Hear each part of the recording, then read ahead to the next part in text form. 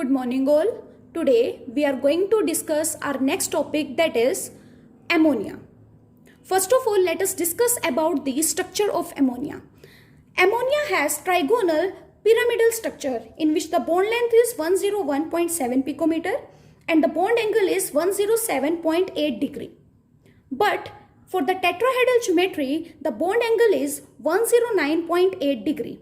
Now, the question is why there is a decrease in bond angle in case of ammonia.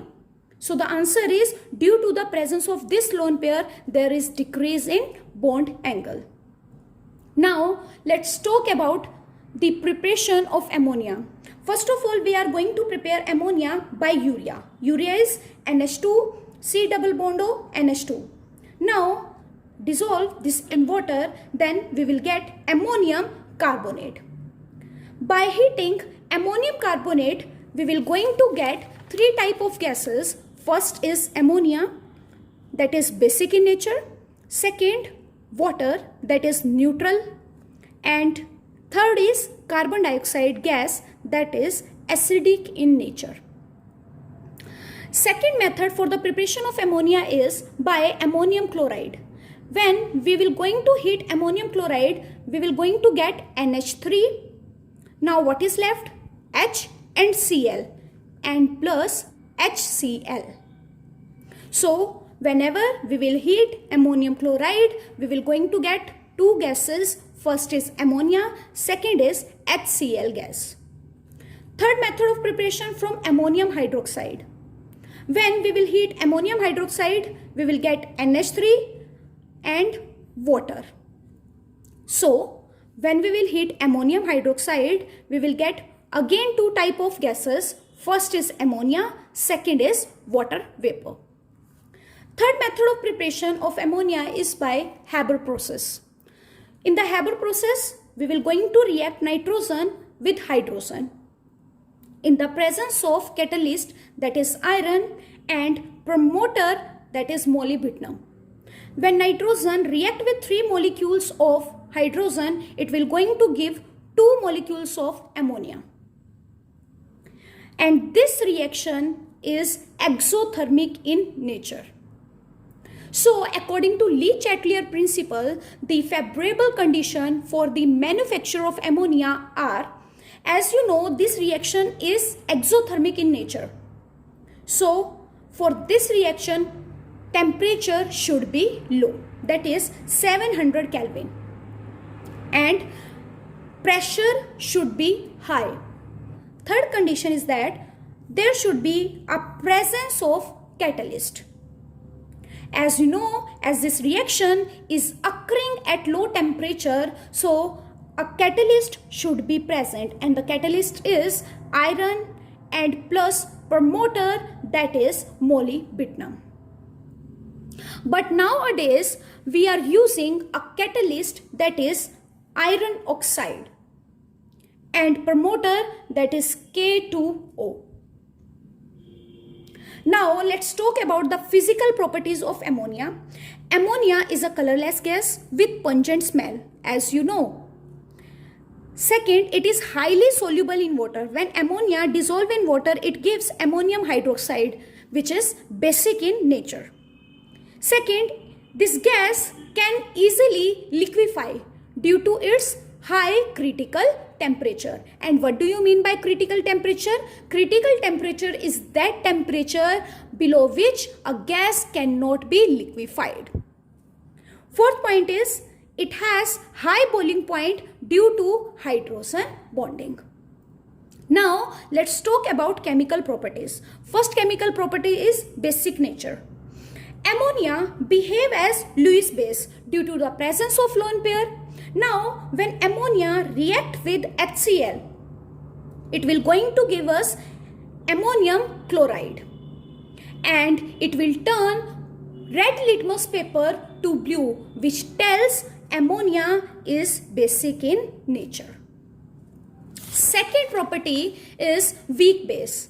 Ammonia behave as weak base, and due to weak base, it gives precipitate of hydroxide. When zinc sulfate react with ammonium hydroxide, it will going to give us the zinc hydroxide, precipitate of zinc hydroxide plus ammonium sulfate. A same reaction can occur with FeCl3.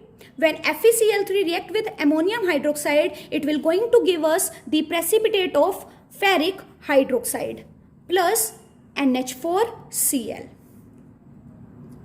Now, it is important to note down here the color of ferric hydroxide precipitate is brown.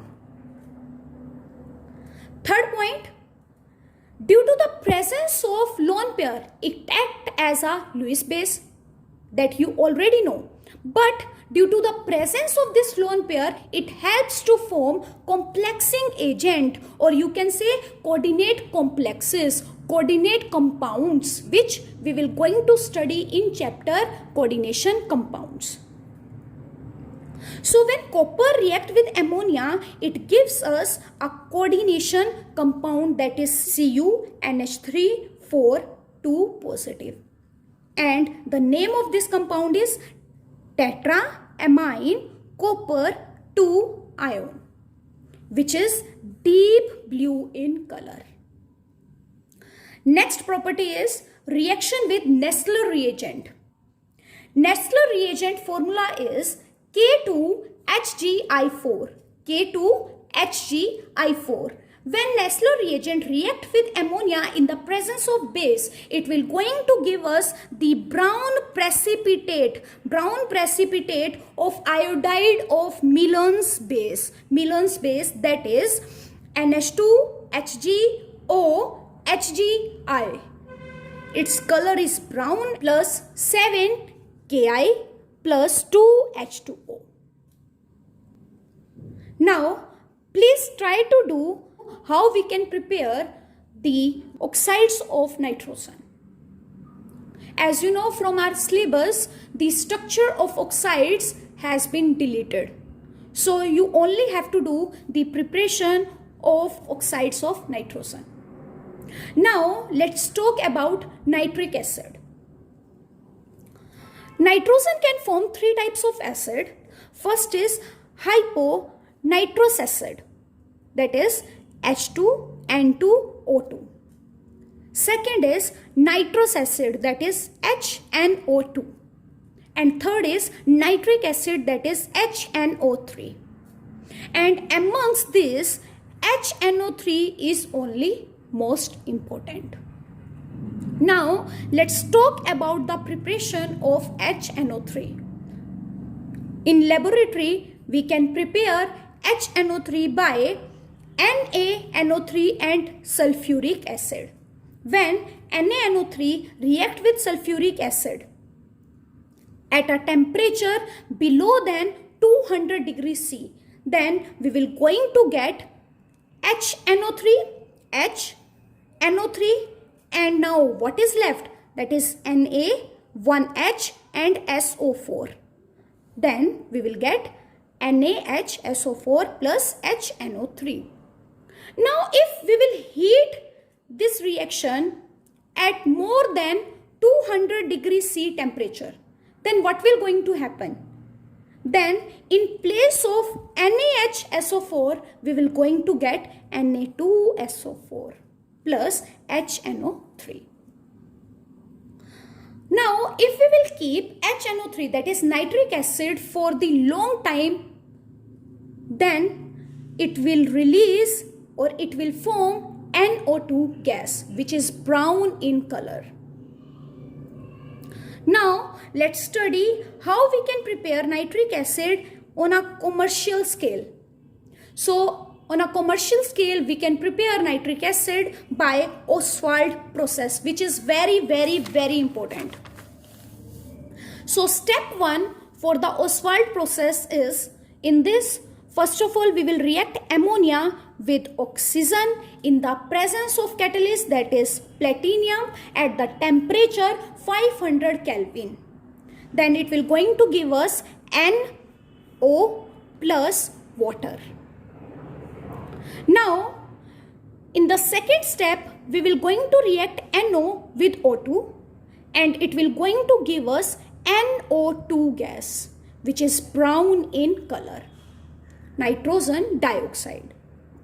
Then in the third step, nitrogen dioxide react with water and gives us nitric acid plus NO gas.